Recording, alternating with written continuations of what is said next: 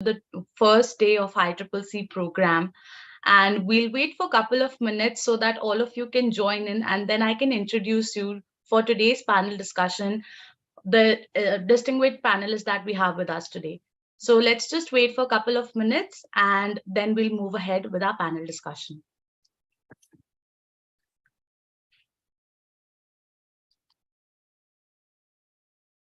Good evening, good evening. Thank you everyone for joining in.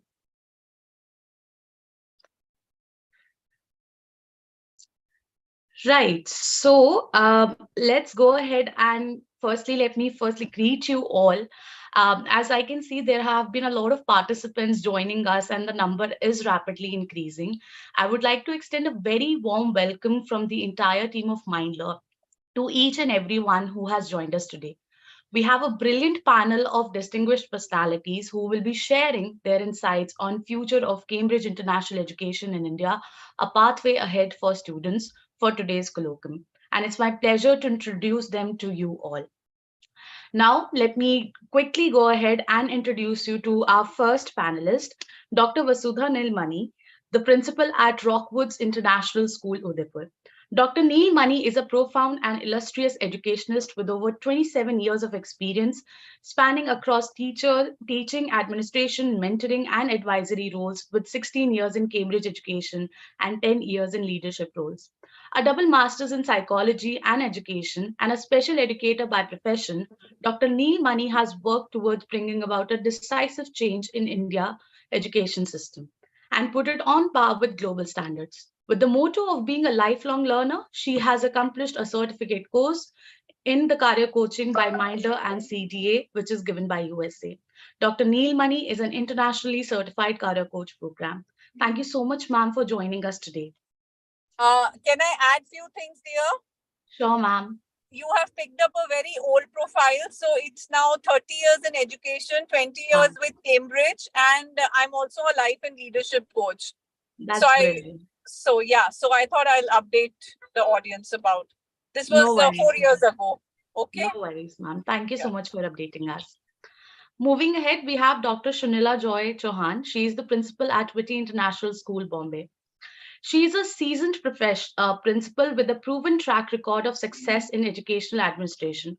Dr. Shunila has excelled in coaching, lesson planning, educational technology, instructional design, and English. She is a professional with a solid educational background, having received a Master's of Arts in Economics and Political Science from Mumbai University. Thank you so much, ma'am, for joining us today. Thank you. Thank you so much for having me here. Thank you. Moving ahead, we have our next panelist, Neera Kanogia. She is the Cambridge head at Summerfield School. Ms. Neera Kanogia is an accomplished educator who has worked in the field for nearly a decade. She is a professional with 14 years of teaching experience in Cambridge assessment and international examinations, with a successful result and growth through strategic and operational leadership. She has given Indian toppers in her subject and manages a senior high school. Thank you so much, ma'am, for joining us today. Thank you for the opportunity. Last but not the least, we have our last panelist with us, Jaya Chakravarti. She is the principal at Satpura Valley School. Ms. Jaya is an educationist and a lifetime learner who has been a faculty of English for over 25 years and an administrator for almost a decade now. She is a resource person for Cambridge University Press and Assessment.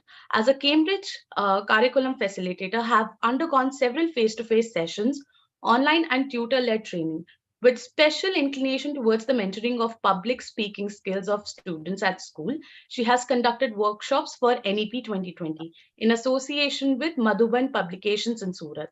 As a Dean of English with Queen's College, Indore, she has extended special counseling sessions for career goals, leadership, and grooming. Thank you, ma'am, for joining us today. Thank you so much. Thanks for the platform. Last but not the least, we have our moderator of the entire panel discussion, Parikshit sir. So the stage is all yours. Thank you, Aishwarya. Very good evening to all of you, and thank you so much for the esteemed guests to be on the panel discussion. So we are really honored and indebted to you for taking out time on a Friday evening. All right. And dear participants, when you're listening to us, let me assure you, this is going to be an interesting panel discussion, and you'll get to know. This morning only, we were talking about different curriculums, different boards. So right now, what we're going to be discussing is one international board, which is the Cambridge curriculum here, right? Okay. And therefore, we'll get into the various aspects of this. How does it work for students? How is it different than the other Indian boards, curriculums, and so on, so forth. So I'm starting the evening, the panel discussion. And first, my request to my panelists will be, can we just explain basically what is Cambridge? What is Cambridge curriculum? Okay, so who wants to go ahead? If you could just give us, set the tone, and then I'll move on with the questions, right? All right, if I may start. Yes, please. So I think please. one of the most important thing I must share is, so Cambridge board is affiliated from UK. This is, I think, one answer which I answer every day during the admission time, and people sometimes call it IB, sometimes they call it IGCSE board. So yes, Cambridge board is affiliated from London, UK. Like, Ms. Deepika, and you also said that it is actually preparing students and helping them to develop informed curiosity and long-lasting passion. So it is the tagline, you can also say, is used all over the Cambridge brochures and the website. And I actually believe in it because it actually gives a pathway to the children to be ready for tomorrow's world. There are many facts. It actually, what do our students study, if I have to say? So they study a plethora of the subject, right from primary and secondary. There are courses which are interconnected, the strands which are connected, they are developed over the years. The students get to study step by step. The curriculums are designed in a way which not only help children, but also help the educators, to develop their passion, I would say. Students are studying the subjects deeply every day. They are learning something new. They are engaged in presentation skills. So the curriculum is very challenging. At the same time, it is made in a way that students progress step by step. So when a child actually gets to pass A level, which is equivalent to grade 12 of any other board, the student is actually ready for the university, provided the courses and the subjects are chosen with the help of experts. Thank you. Thank you so much, Neera. Sunila, would you like to kind of just give us a basic pathway?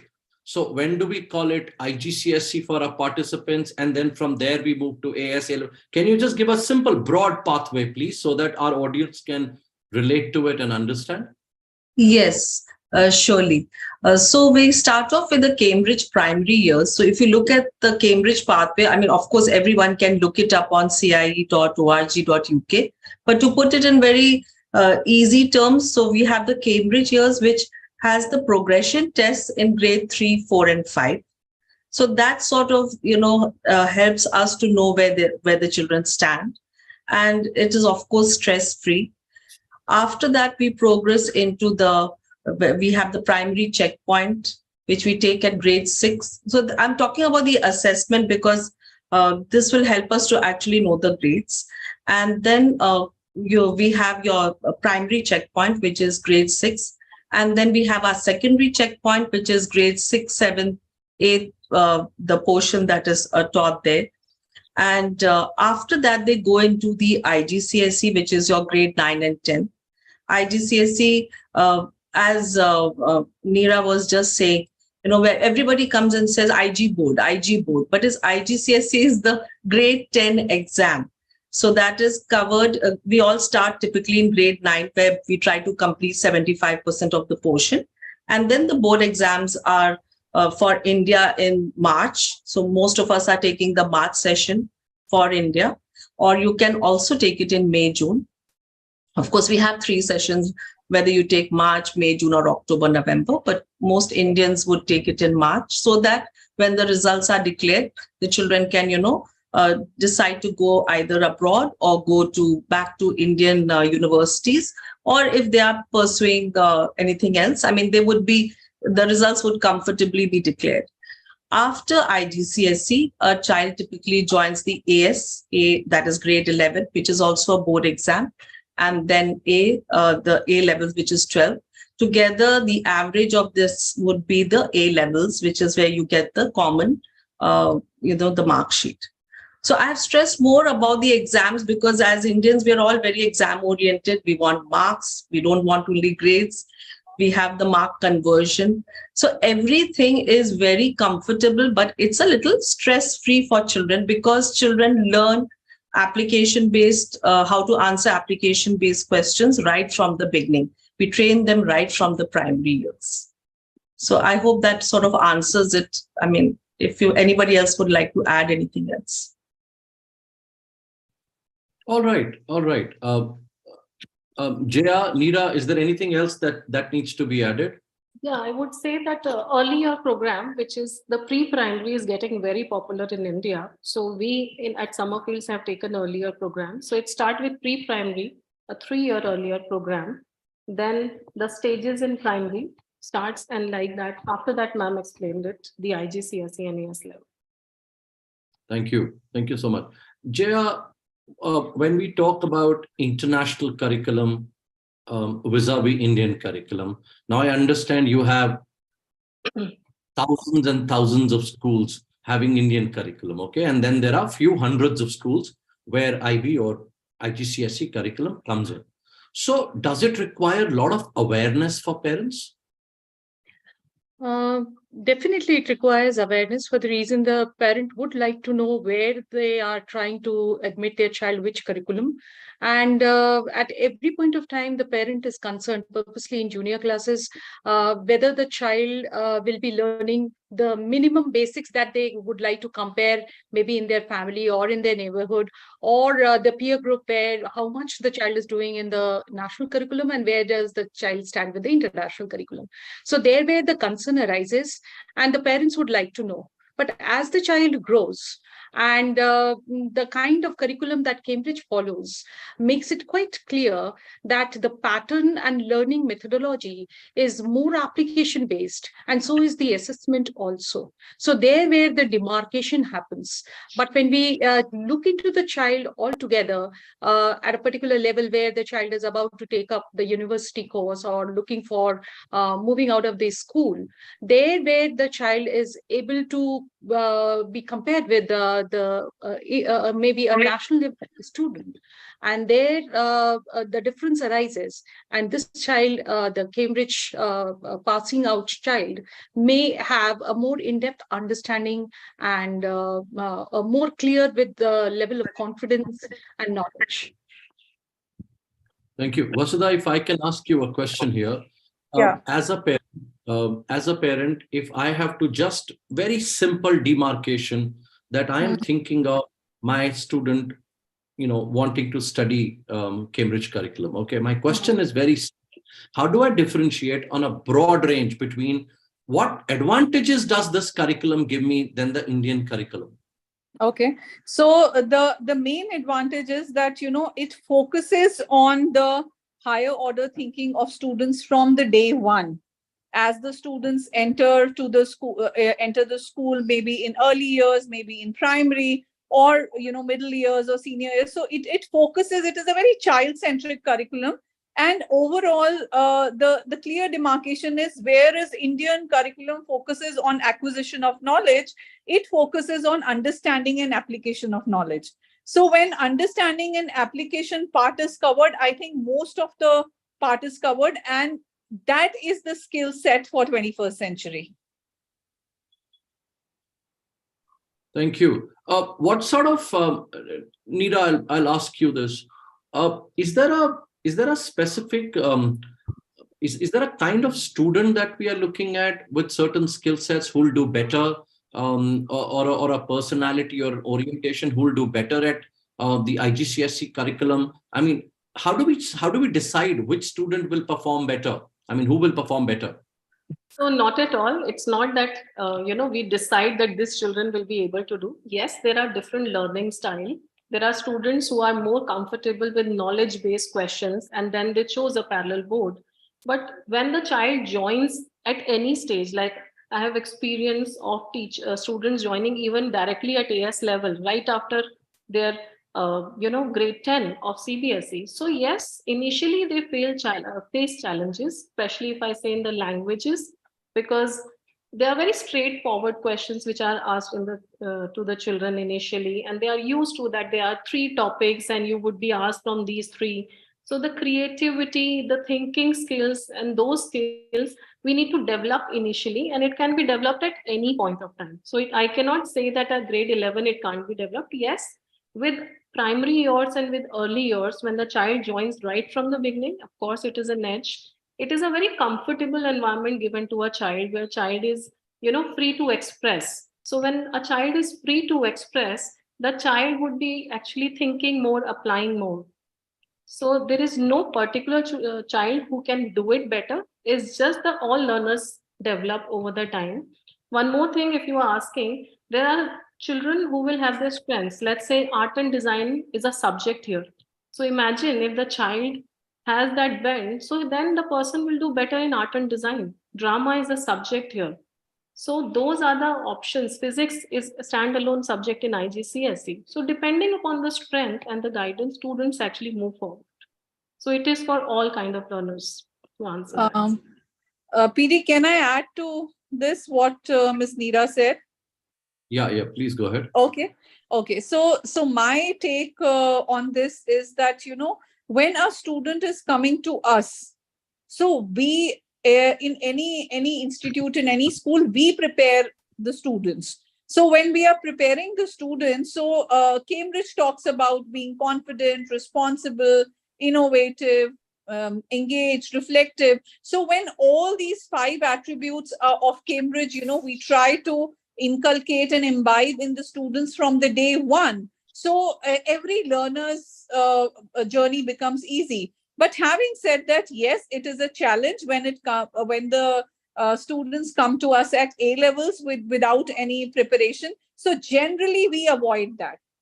As a school, as a matter of principle, I avoid that, because still, if a student is coming to us in grade 9 also, then also, for us. Okay. So because when we are talking about the students who can become independent and lifelong learners, so that becomes very, very that is the key word: independent and lifelong learners. That is the skill we are inculcating in the students. Okay, thank you. Shanila, I'll pick up a question which Raj Prabhu asked here. In Cambridge curriculum, the teaching staff needs special training qualifications. Can you highlight that, please? So, though different schools have different policies, most of us insist on a B.Ed or, a basic B.Ed, but the Cambridge does not have any specific such thing as a B.Ed. Sorry, I seem to have lost the connectivity. We can hear you, ma'am. Okay. Yes, you're back there. Yes, so the Cambridge does not specifically ask for a B.Ed, which is required in India. They do have their own Cambridge certification. So we do encourage teachers to take that. But however, if they do not take it also, we make sure that they are, involved in the online trainings. So we have your Cambridge, online trainings, which are there on the website, or we send them for face-to-face trainings and tutor-led basically trainings. And this would help them to be equipped to actually teach that subject better. So this is what many schools follow. And that's what we also insist on. But yes, school to school, it depends. So that is, it depends on that particular school actually. Thank you. Jaya, how does Cambridge curriculum create a more inclusive learning environment? I mean, that kind of reflects the diverse needs of the students. Can you throw some light, please? So when we look at the curriculum for every subject that the child picks up, Cambridge allows for the abilities and the skills that the child has. So it's more of a personalized curriculum you can talk, because if the child is able to attempt questions which are related to higher skills, they can go for extended course. Otherwise, they can be at the core level. So this is how, on first hand, the syllabus could be taken up by the choice of the student. However, the combined course is taught in the class, and depending upon the requirement and ability of the child can decide on core and extended subject. This is one thing. The other thing is the kind of methodology that is taken up in the classes when it comes to think, share, then you can discuss, and you can analyze, you can learn from each other, the peer learning part. So all these activities that come under the methodology actually supports the learning of the child, and it's more of the teacher being only a facilitator, and the children learn more through the curriculum and the methodology that is practiced in the class.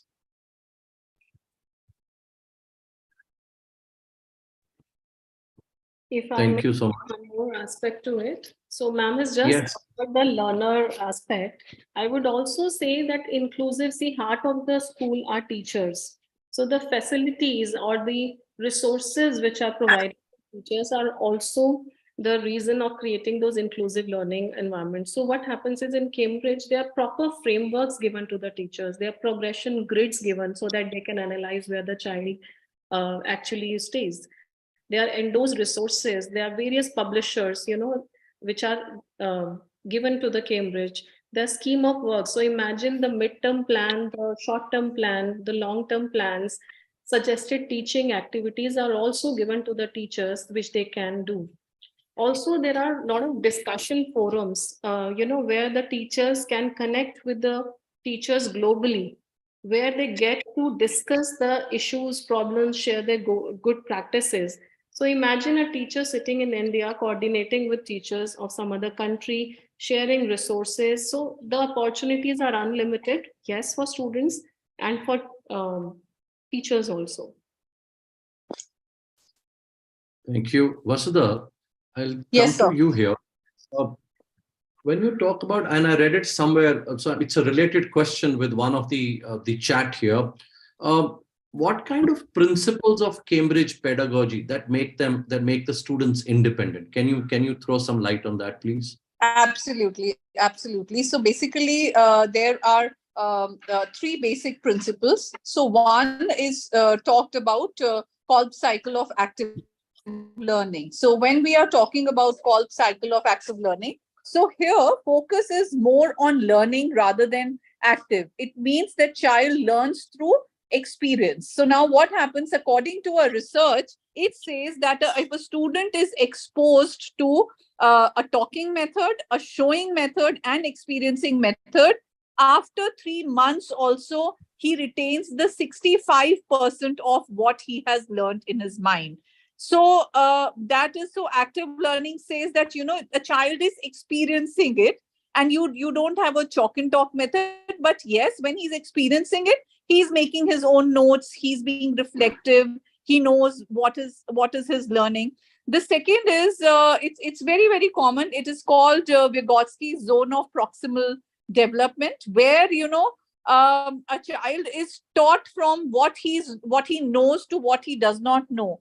Now, a very, very simple example: if I ask any student of maybe grade 1 or early years, to count the beads, sort the beads, and when they arrive on a wrong answer, as teachers, as educators, as parents, we jump in correcting the child and tell him the right answer immediately. Okay, now no, these are 10 beads. You have done it wrong. It is not 8. It is 10. So, but what Cambridge says is that let the child find the answer on its own. Let the child solve the problem on its own, and you become the facilitator there. So a general clue when we say, or cueing, we just say that, okay, you are right, well tried, try it again, with the fingers on the beads, do it. So we are just instructions, we do the instructions. Then third is, of course, when we talk about Bloom's taxonomy, so the Cambridge resources are based in such a way that if the two questions are there, they will be concentrating on, the recalling and understanding of the knowledge. Two will be, the next two steps, and the final will be evaluate and create something new. So in the resources, it is taken care of. So it is the byproduct a child becomes an independent learner. When, of course, when these pedagogies are practiced to the T. Thank you. I see. Thank you so much for elaborating on that. I see a lot of questions, which our audience is asking. So I'm going to now take a detour and move to a different level. So I'm just talking about basic myths associated with this curriculum. Okay, one of that is that if you look at IGCSE and then move to A levels, there is hardly anything that you can do in India. And this means the moment you take this curriculum, it means going abroad. So I'd like one of you to kind of just, throw some light. And then I have more questions coming up, please. Can I do that, PD? And then people can join in. Okay. All right. Okay. So this is because I have experienced it in past so many years, 2 decades.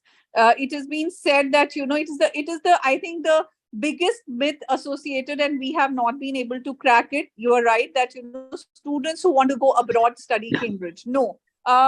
Students, you get, if I go to the technicality of the thing, you get a letter from AIU, equivalent certificate, in which it is categorically mentioned that IGCSE and A levels are equal to CBSE 10th and 12th respectively. A school needs to put a stamp and principal needs to sign it, and it is applicable in all the universities. And Neera will agree with me, because we work together, our many students who were India toppers across Cambridge are doing very well from SRCC, Delhi College of Commerce. The students who were India toppers in the science stream, he's an MBBS, and he got 13th rank in AIMS.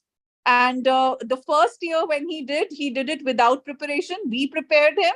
So his rank was somewhere in 150 and 160. He was not happy. He took a year break and he got 13th rank. So, and I was just having a chance couple of years ago, and I was talking to the person responsible for the admissions in Ashoka University. And at that time, these Flames and Kriya and other universities had not come. But, Ashoka University, the dean and the registrar, he categorically mentioned that we prefer a student from Cambridge maybe with a B grade over a 10 CGPA of any Indian university. The only reason is that the way Cambridge pedagogy is taught, so they perform very well in group discussions, they perform very well in interactions, they perform very well in the high order thinking skills questions, which somewhere it's lacking in a student who has scored the 10 CGPA also. Okay. Thank you. Right, Shunila, and then I'll go to Shunila and Jaya. Can you give me a very realistic estimate here? So just like what Vasudha talked about, that she gave an example of a student who was studying this curriculum and went on to crack the medicine exam and so on and so forth. My question to you is, okay, Shunila, first you, and then Jaya, you can add here. The question is that while I am preparing, while I'm studying for my AS and A level, how easy it is in your experience, how easy it is for someone to also enroll at a coaching institute for JEE or medicine and prepare for both on the side? So our students are doing that, so many of them, but actually the curriculum itself is so much in depth that as such the curriculum is already taught.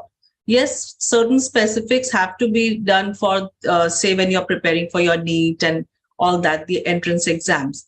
But we've seen that since when they're doing their A levels. So AS, there are 4 subjects, and then we have 3 subjects. So they get enough time to prepare for these on the side.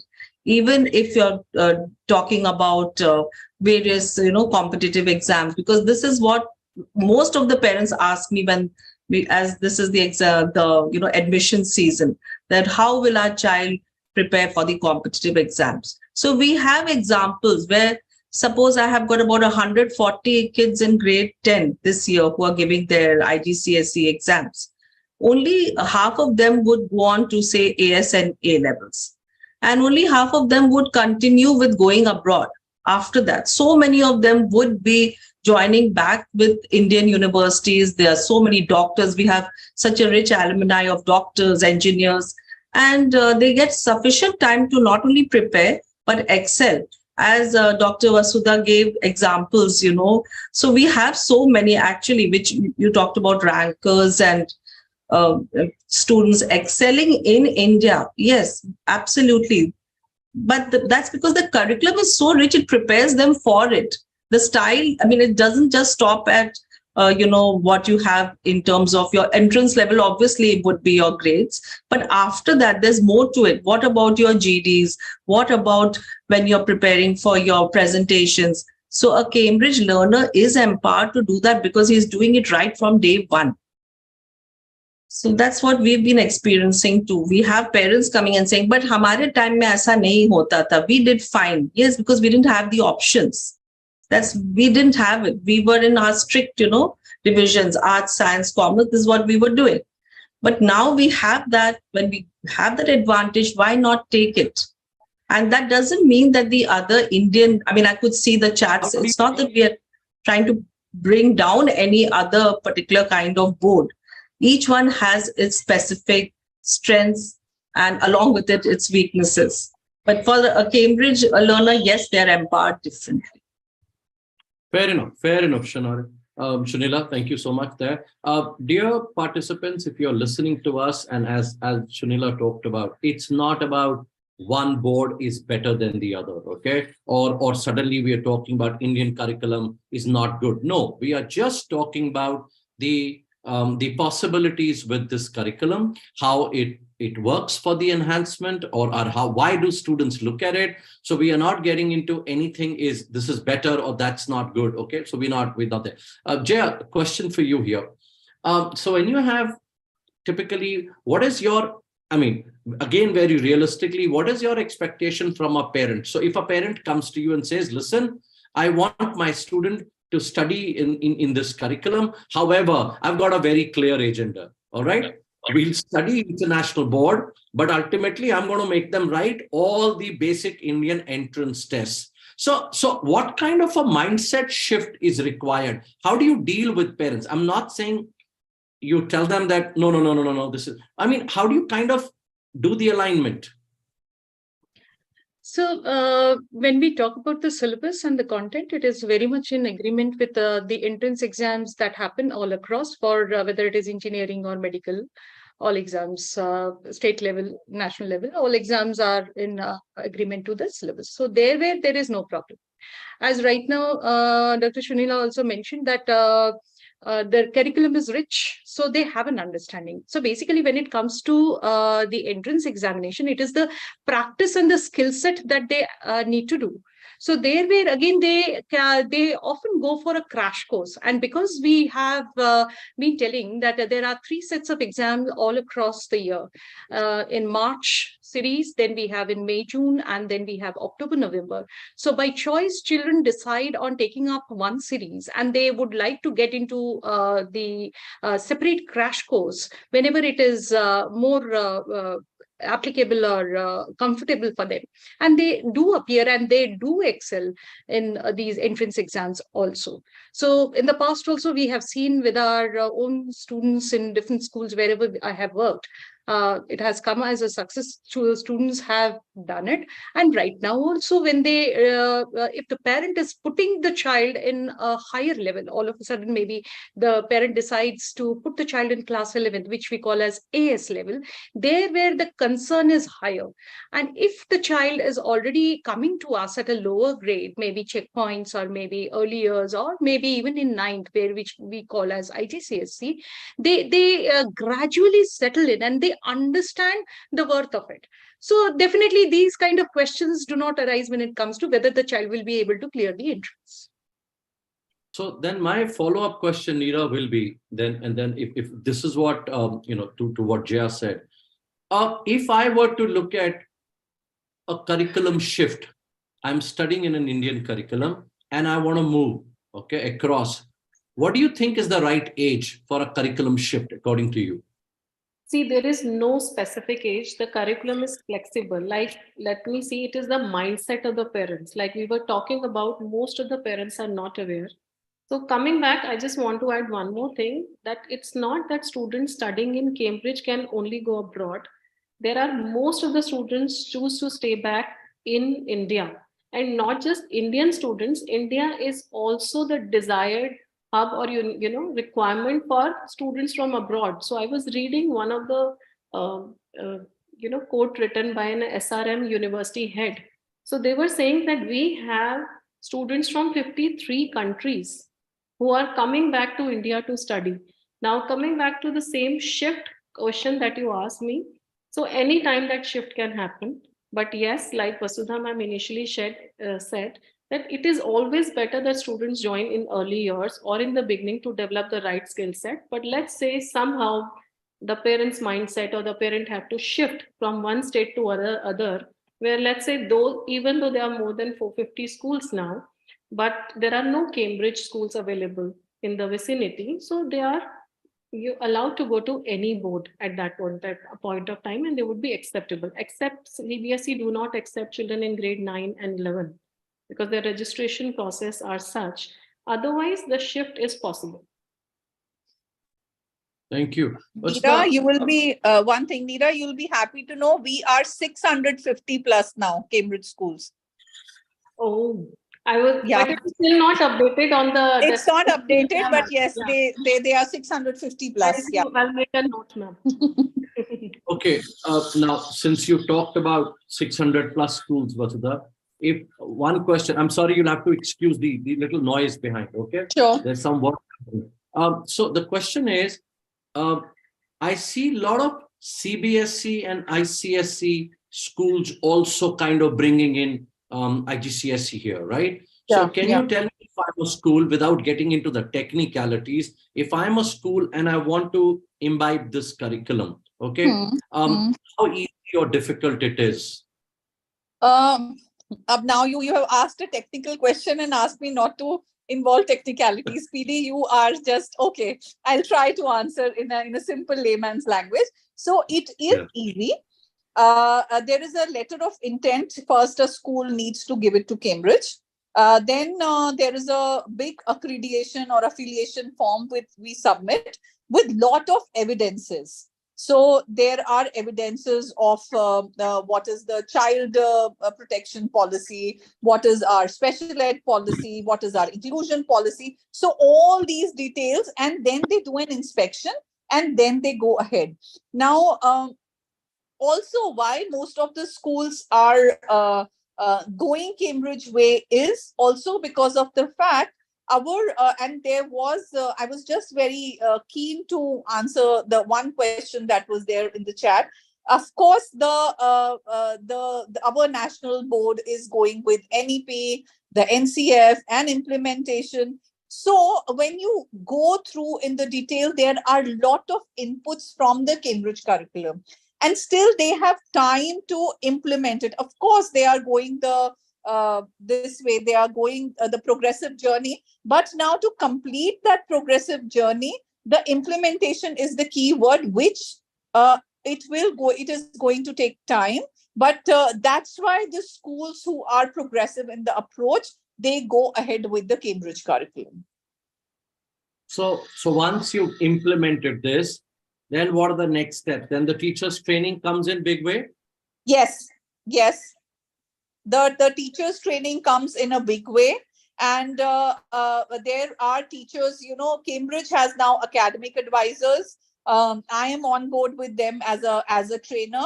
So when new schools come, so we go and we do the parent orientation, we do the pedagogical training, we do the resource training. So Cambridge really hands-hold the schools really well. And then there are subject-specific trainings that is offered by Cambridge. Great, thank you. Shunila, so I'm a simple, from a learner's perspective, I'm a student, say 7th, 8th grader who wants to talk to you that I want to move to this curriculum, okay? Now one thing is very clear, that whether it's international possibility or Indian possibility, that's clear, okay? That's what all of you stated, that I have both the options available to me. And we've also talked about how this kind of creates a new age learner, right? Okay, very good. If I were to ask you, what are 4 or 5 things that's going to work for me in the future? Talking to a student, what are 4 or 5 things that you will talk about? So 4 or 5 things, be it a Cambridge learner or for anyone for that matter, would be your communication skills. So you need to have really good communication skills in today's scenario. Not only in today, the whole global thing is that you need to present yourself and make yourself not only understood but heard, and that is by using the keywords. Our Cambridge learners are really equipped to do that, because everything that they write has to be with the right keywords. So communication, also technology, because with things, the way we are looking at different kinds of careers, it's technology all the way. So in all my subject selections, I've given that as a choice, IT or computer science. And that is what I ask the students, that what exactly are you looking at also? So along with communication, your mastery over your technology, and also you should know where you are heading. So for that, make an informed choice, take time, even if it means attending a few of the classes and, getting to know whether you really want to do that. After grade 10, we always tell, okay, you're talking about grade 8, so I'll stick to grade 8, not grade 10. But after grade 10, we do say intern and find out whether you really want to do something. Yeah, so at grade 8, this is what we tell them. And many times the parents say they're too young to choose subjects for grade, for the IGCSE. So obviously we are there for that, but communication, technology, and then mainly where are you headed? Have plan A as well as plan B ready. Don't let that disappointment stop you, because life is all about change, which is what we have learned. And I guess that is applicable for any board. Sure. Follow-up question for Jaya will be, then that means both for parents and for learners, then the career aspect also needs to be brought in to tell them what are the doors that these subjects will open them and open for them, college options and so on. So is career guidance also an integral part there, Jaya? Yes, career guidance is an integral part, and Cambridge suggests us to attend such sessions. We do have, alongside the teachers' session, we do have such openings for career counselors also, where integrated sessions do happen, and the options to different universities in terms of Indian university is also people look into when we were talking about liberal universities as Ashoka, Kriya, or Flame, or Plaksha. So when we are looking into that, definitely the combination of subject, the openness of any particular curriculum, physics is chosen by alongside a music or an art subject, which is otherwise not in the stream when we are looking into other curriculums, national curriculums. So this is one opening where the child is independent of picking up the course and the subject and the university and the course. And it happens very well in India also these days, and it happens outside also. Other than that, I would like to mention that when the term global comes, the initiation of this global term begins at a local level. So whatever the child learns from his own surrounding. And from there, the child picks up through the curriculum how to get into the wider aspect of it and how to connect it with the rest of the world. So these are certain things which makes the child very confident, and the critical thinking, analytical approach, decision making, problem solving, these are the things that the child learns alongside the information or the conceptual learning that the child is taking. So there where the opening is much wider, avenues are much more in number. That's very heartening, Jaya. Thank you so much. Neera, my last question for you and Vasudha will be, where do you see the future of Cambridge curriculum in India? Okay, and I'm starting with you, and then I'm going to go to Vasudha, who very kindly said 650. At this pace, I think we'll cross 1,000 quickly. But yeah, Neera, so where do you see the future? See, the future is very much there, and that is why it exists in India since so long.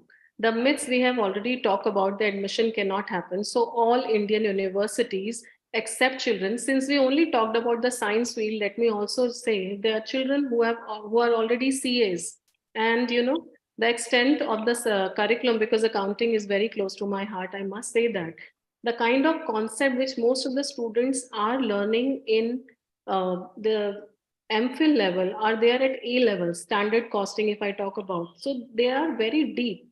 So sometimes parents also feel, no, this curriculum is tough and we should not get into it. So this is also one of the Indian mindset, that they don't want to get into the curriculum thinking it is tough. So it is so step by step, like right in grade 9, which is IGCSE beginning, students get to choose the subject, where accounting, economics, business are the subjects. Physics is an independent subject, the child get to choose. We were talking about the choices and the things available. The basket is so big that they can make those choices, of course, with the help of school. So like in India, it has a bright prospect. All the universities, any curriculum they want to study in India, they can go for it. Thank you. Yes, ma'am. Okay, so taking forward to what Neera said, so now I am going to add something here. Like we also do the subject streaming from IGCSE, and of course, not to say we use the Mindler platform. So the streaming, when we do with the students with the psychometric assessment of Mindler, my work has become so easy, because we tell the parents at grade 9 level that, listen, this is the inclination, whatever you want to do. And till now it has really helped us, wherein so I have a lot of examples of my students. So one student inclination was towards the commerce and humanities, and parents said no, he will take science. But he changed the subject at the end of grade 9, because they said no, it said it was. And the future of Cambridge, of course it is there, as I mentioned earlier. And you won't believe, PD, internally Cambridge is targeting by 2025 1,000 plus schools. So they are growing. There are many legacy schools joining the bandwidth. There are many progressive schools joining the bandwidth. You will be surprised to know the DPS Society has signed an MOU with Cambridge, where all the core DPSs are going to be Cambridge schools. So it is just that they know that Indian curriculum, the national curriculum, we all are, you're absolutely right. There is nothing wrong, nothing, somebody's better. We all are byproducts of Cambridge, of CBSE curriculum only. But the only thing is, I did not know till I taught IGCSE mathematics what was Pythagoras theorem for. But when I started teaching IGCSE, I was very clear. So what happens, so many progressive schools, they are doing such a fabulous work till grade 8. But when it comes to grade 9 and 10, they have to prepare the students for rote learning based examination in a national curriculum, which is not the case with Cambridge. So yes, Cambridge is the future. There are many schools, who are coming up with Cambridge, and it will continue. Thank you so much. Thank you, Vasudha, Shunila, Neera, and Jaya, thanks so much for being with us. And you really discussed it threadbare. And dear participants, if you're listening to them and if you heard them properly, that our students will not be at any disadvantage whatsoever. Rather, it will be quite a breakaway from the rote learning system, and also give them ample options in India and abroad. Thank you so much for being with us. Right, Aishwarya, over to you. Mindler team, are we here? Thank you so much, sir, and thank you to all the panelists for giving your presence and your time for today's panel discussion. It was really amazing hearing you all. Once again, thank you so much, and a very good evening to all the dear panelists. Thank you, dear. Thank you. Thank you so Thank much. you. Thank you. Thank you so much. Thank you. Take care, all of you. While we are saying goodbye to our panelists, a quick announcement for all the people who have been there with us since the morning. This is especially for the ICCC people. So tomorrow by 8:45 a.m., we are requesting you all to kindly join for the day 2 of the ICCC program. See you everyone tomorrow. And the first session is going to be by Chadda sir. Thank you once again. Thank you, PD sir, for your time.